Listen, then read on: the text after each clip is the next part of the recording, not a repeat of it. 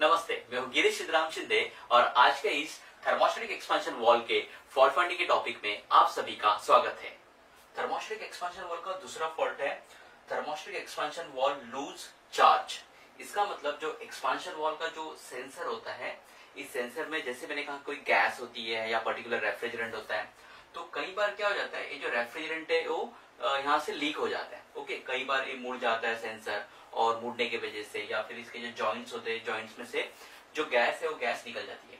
अब क्या होगा, जो रेफ्रिजरेंट है इसके अंदर पर्टिकुलरली ये पूरा जो लाइन है पूरी खोखली होती है और यहाँ पे भी रेफ्रिजरेंट होता है। अब जब भी सक्शन लाइन के टेम्परेचर में कुछ वेरिएशन आता है, समझो सक्शन लाइन का टेम्परेचर अगर बढ़ गया तो यहाँ का टेम्परेचर भी क्या होता है, बढ़ता है। ओके, जैसे मैंने एग्जाम्पल में बताया, पहले वाले एग्जाम्पल में बताया। अब क्या हो गया, इसका गैस कहीं पे तो लीक हो गया, ये सेंसर में कहीं पे तो लीकेज आ गया और गैस निकल गई। अब गैस निकलने के बाद क्या होगा, टेम्परेचर अगर यहाँ पे कुछ भी वेरिएशन होता है सक्शन लाइन का, समझो 50 है या 45 हो गया या फिर 55 भी हो गया, तो इसके अंदर तो कोई गैस नहीं है, तो इसमें कुछ सेंसिंग अभी होगा नहीं।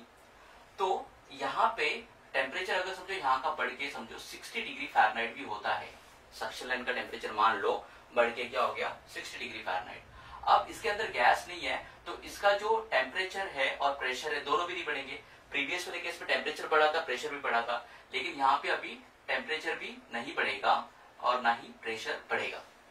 ओके, अब उल्टा जो प्रेशर था वो भी रिलीज हो गया, जो इसके अंदर में गैस का प्रेशर था वो भी क्या हो गया, निकल गया। अब यहाँ पे कोई भी प्रेशर एक्ट नहीं कर रहा है। तो डायफ्राम के ऊपर जब प्रेशर नहीं होता तो डायफ्राम के नीचे से दो प्रेशर एक्ट होते हैं। एक तो सक्शन लाइन का जो प्रेशर है वो डायफ्राम के नीचे से एक्ट होता है, और दूसरा जो यहाँ पे स्प्रिंग होती है उस स्प्रिंग का प्रेशर भी इस वॉल के ऊपर एक्ट होता है। तो अब वॉल को क्लोज करने के लिए यहाँ पे दो प्रेशर एक्ट कर रहे हैं, एक सक्शन प्रेशर जो यहाँ से एक्ट हो रहा है और दूसरा स्प्रिंग प्रेशर। और इन दोनों के प्रेशर की वजह से जब भी एक्सपांशन वॉल की गैस लीक हो जाती है तो वॉल जो है वो क्लोजिंग कंडीशन में आता है। क्यों क्लोजिंग कंडीशन में आएगा, क्योंकि ऊपर से अभी कोई भी दबाव नहीं क्रिएट हो रहा है, कोई भी प्रेशर ऊपर से एक्ट नहीं कर रहा है। तो नीचे के स्प्रिंग प्रेशर और सक्शन प्रेशर ये दोनों मिला के क्या होते हैं, डायफ्राम के नीचे से एक्ट करते हैं। डायफ्राम जो ऊपर जाएगा तो पुश रॉड ऊपर जाएगा और पुश रॉड के साथ में वॉल ऊपर जाता है, और वॉल के ऊपर जाने से ये जो वॉल है एक क्लोजिंग कंडीशन में आता है, जिससे कि कम क्वांटिटी में रेफ्रिजरेंट जो है वो इवेपोरेटर में एंटर करता है। तो जब भी रेफ्रिजरेंट जो यहाँ पे प्रेशर कम हो गया, रेफ्रिजरेंट कम आएगा, तो यहाँ पे जो सक्शन प्रेशर है वो सक्शन प्रेशर डाउन हो जाएगा। क्यों डाउन हो जाएगा, क्योंकि वॉल क्लोजिंग कंडीशन में आ गया। अब रेफ्रिजरेंट कम जा रहा है तो इवेपोरेटर में अगर रेफ्रिजरेंट कम आएगा तो इवेपोरेटर का प्रेशर भी कम हो जाएगा। और इसके लिए इस चार्ट में दिया है सक्शन प्रेशर डाउन दिखा रहा है। क्यों डाउन दिखा रहा है, क्योंकि रेफ्रिजरेंट कम जा रहा है। ओके, अब जो भी रेफ्रिजरेंट जा रहा है वो जरूरत से कम जा रहा है। ओके, तो समझो रेफ्रिजरेंट की इनिशियल टेम्परेचर 40 डिग्री फ़ारेनहाइट है और हीट बहुत ज्यादा है यहाँ पे, तो बीच में जाते जाते इसका टेम्परेचर 50 डिग्री फ़ारेनहाइट हो जाएगा, यहाँ पे 60 डिग्री फ़ारेनहाइट हो जाएगा, और फाइनली यहाँ पे जाते जाते शायद रेफ्रिजरेंट का टेम्परेचर 70 डिग्री फ़ारेनहाइट ना हो जाएगा। नॉर्मली जो एयर कंडीशनर होता है इसमें यहाँ पे सक्शन लाइन का टेम्परेचर अराउंड 50 डिग्री फ़ारेनहाइट होता है, लेकिन रेफ्रिजरेंट की कमी के कारण जो रेफ्रिजरेंट है वो क्या करेगा, ज्यादा से ज्यादा हीट को एब्सॉर्ब करेगा, जिससे कि रेफ्रिजरेंट की जो सुपर हीट है वो सुपर हीट बढ़ेगी। और इसके लिए आप यहाँ पे देखोगे चार्ट में तो सुपर हीट के यहाँ पे एरो ऊपर दिखाया, तो सुपर हीट बढ़ती है। तो इसका मतलब हम लोग को क्या समझ में आया, जब भी एक्सपांशन वॉल का जो सेंसर है उसमें से गैस लीक होती है, गैस लीक होगी तो डायफ्राम के ऊपर कोई प्रेशर नहीं बनता, क्योंकि गैस है ही नहीं प्रेशर देने के लिए। अगर यहाँ पे प्रेशर नहीं बनता तो एक्सपांशन वॉल में नीचे स्प्रिंग होती है, वो स्प्रिंग वॉल को ऊपर की ओर पुश करती है, जिससे कि वॉल क्लोजिंग कंडीशन में आता है। वॉल क्लोजिंग कंडीशन में आएगा तो कम क्वांटिटी में रेफ्रिजरेंट इवेपोरेटर में एंटर करता है।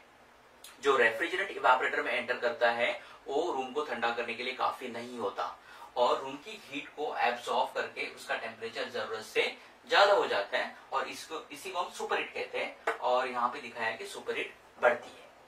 थर्ड जो है डिस्चार्ज प्रेशर यहाँ पे डाउन दिखाया, क्योंकि सक्शन रेफ्रिजरेंट ही कम जा रहा है। ओके, तो कंप्रेसर के ऊपर काम अभी कम हो गया, क्योंकि रेफ्रिजरेंट कम जा रहा है, तो कंप्रेसर कम रेफ्रिजरेंट को सक करके उसको कंप्रेस कर रहा है। अब कंप्रेसर के ऊपर लोड नहीं है, अगर कंप्रेसर के ऊपर लोड नहीं होगा तो कंप्रेसर करंट भी कम लेगा। और इसके लिए चार्ट में यहाँ पे क्या दिखा है, एम्पियर जो है वो कम ले रहा है, क्योंकि रेफ्रिजरेंट जो है कम आ रहा है तो कंप्रेसर काम भी कम कर रहा है तो करंट भी कम लेगा। और यहाँ पे दिखाया है डिस्चार्ज प्रेशर भी कम है, क्योंकि कंप्रेसर कम गैस को अगर डिस्चार्ज कर रहा है, कंप्रेस कर रहा है, तो डिस्चार्ज प्रेशर ऑब्वियसली कम होगा। तो फाइनली जब भी एक्सपांशन वाल्व का जो बल्ब होता है या सेंसर होता है, इसमें से गैस जब लीक होती है तो क्या क्या होगा, डिस्चार्ज प्रेशर कम हो जाएगा, सक्शन प्रेशर कम हो जाएगा, सुपर हीट बढ़ेगी यहाँ पे, और एम्पियर जो है वो घटेगा। लास्ट जो प्रॉब्लम है वो है poor insulation on feeler bulb या फिर सेंसर। तो ये जो सेंसर होता है ना, उसको सक्शन लाइन के साथ में इंसुलेट किया जाता है। इंसुलेशन के लिए आइदर हीटलॉन यूज करते हैं या फिर आज की तारीख में जो नाइट्रिल रबर वगैरह है उससे इसको इंसुलेट किया जाता है। अब अगर ये इंसुलेशन प्रॉपर नहीं किया गया, मतलब इसको ढका जाता है अच्छी तरीके से, और इसको अगर कवर अप नहीं किया गया तो क्या होगा, ये सक्शन लाइन का टेम्परेचर सेंस नहीं करेगा, तो इसको हवा आएगी, हवा टच होगी। जैसे कि इंसुलेशन आपका निकल गया, किया था हम लोग ने उसको प्रॉपरली सील किया था, लेकिन बाद में टेप निकल गई या फिर ऊपर का इंसुलेशन निकल गया, तो इंसुलेशन अभी पुअर हो गया। तो पुअर इंसुलेशन के बाद में क्या हो सकता है, बाहर की जो हवा है वो इसके कांटेक्ट में आ सकती है। अब बाहर की हवा मतलब जैसे मैंने बताया कि ये तो रिटर्न एयर की हवा होती है, तो ये 75 डिग्री फ़ारेनहाइट की हवा समझो इसके कांटेक्ट में आ रही है। ओके, अब जो मैंने फर्स्ट केस बताई थी, थर्मोस्टेटिक एक्सपेंशन वॉल्व का बल्ब लूज होता है, वही कंडीशन यहाँ पे क्रिएट होगी, क्योंकि यहाँ पे इंसुलेशन निकल गया। तो ये जो बल्ब है उसका प्रीवियस टेम्परेचर जो है 50 डिग्री फ़ारेनहाइट था, लेकिन अब जो है ये रूम की हवा को, रिटर्न एयर को सेंस कर रहा है, तो इसका टेम्परेचर अभी क्या हो गया, बढ़ गया, क्योंकि इंसुलेशन पोर हो गया। अब टेम्परेचर अगर फीलर बल्ब का बढ़ता है, यहाँ का टेम्परेचर अगर बढ़ता है तो क्या होगा, जैसे मैंने बताया कि टेम्परेचर बढ़ा तो प्रेशर भी बढ़ेगा। जैसे मैंने फर्स्ट प्रॉब्लम में बोला था कि एक्सपांशन वॉल्व का जो बल्ब होता है वो लूज होने के बाद में टेम्परेचर बढ़ता है तो प्रेशर बढ़ता है, तो सेम वे यहाँ का प्रेशर अभी बढ़ गया। ओके, यहाँ का प्रेशर बढ़ गया तो डायफ्राम के ऊपर प्रेशर एक्ट करेगा। डायफ्राम के ऊपर प्रेशर एक्ट करने के बाद में यहाँ का प्रेशर जब suction pressure plus spring pressure से ज्यादा होगा, डायफ्राम के ऊपर का प्रेशर जो है वो suction pressure plus spring pressure से जब बढ़ जाएगा तो डायफ्राम जो है नीचे की ओर दबेगा। ओके, और डायफ्राम जब नीचे दबेगा तो डायफ्राम इस पुश रॉड को नीचे दबाएगा, और पुश रॉड को नीचे दबाने के बाद में ये जो वॉल है, ये जो पहले बंद था वो अब क्या होगा, ऐसे नीचे की ओर आएगा। वॉल जब नीचे की ओर आएगा तो उसकी ओपनिंग ज्यादा होगी, ज्यादा खुलेगा वॉल, और ओपनिंग ज्यादा होने के बाद में ज्यादा क्वांटिटी में लिक्विड रेफ्रिजरेंट इवेपोरेटर में एंटर करेगा। तो यहाँ पे आप देखो पोअर इंसुलेशन में आप देख सकते हो कि जो सक्शन प्रेशर है वो बढ़ रहा है। सक्शन प्रेशर क्यों बढ़ रहा है, क्योंकि यहाँ पे वॉल खुल गया तो ज्यादा क्वांटिटी में लिक्विड रेफ्रिजरेंट इवेपोरेटर में जाएगा तो सक्शन प्रेशर बढ़ेगा। फिर आगे जाके क्या दिया है, सुपर हीट यहाँ पे घट रही है। जैसे मैंने फर्स्ट एग्जांपल में बताया था कि ज्यादा क्वांटिटी में अगर लिक्विड रेफ्रिजरेंट जा रहा है तो लिक्विड रेफ्रिजरेंट ज्यादा आएगा तो रेफ्रिजरेंट उबल नहीं पाएगा, उबल नहीं पाएगा तो यहाँ का टेम्परेचर जो है वो कम हो जाएगा। समझो 50 है तो फिर ये 45 के अराउंड समझो आ गया, तो इसका जो हीटिंग है कम हो गया, इसको हम कहेंगे सुपर हीट कम होना।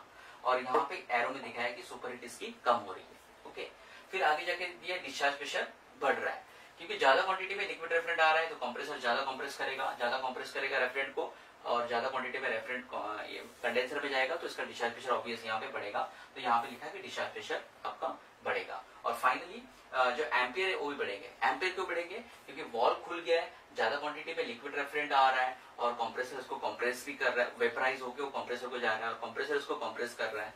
तो कंप्रेसर अगर ज्यादा रेफ्रिजरेंट को कंप्रेस करेगा, फुल लोड में चलेगा तो करंट भी फुल लेगा और इसकी वजह से एम्पियर्स यहाँ पे बढ़ जाते हैं। तो जब भी एक्सपांशन वॉल का जो फीलर बल्ब है या सेंसर है, इसको अगर प्रॉपरली ढका हुआ नहीं है, इसका इंसुलेशन अगर निकल गया तो ये बाहर की हवा को सेंस करके फिर क्या क्या सिम्टम्स आपको मिलेंगे, यहाँ पे डिस्चार्ज प्रेशर हाई होगा, सक्शन प्रेशर भी हाई होगा, फिर सुपर हीट जो है घट जाएगी और एम्पियर जो है इसके बढ़ जाएंगे। Thank you for watching this video. अगर आपको वीडियो अच्छा लगा तो वीडियो को लाइक और शेयर कीजिए और ऐसे और वीडियो देखने के लिए मेरे चैनल को सब्सक्राइब कीजिए। हम जल्द मिलेंगे एक नए वीडियो के साथ में, तब तक के लिए गुड बाय।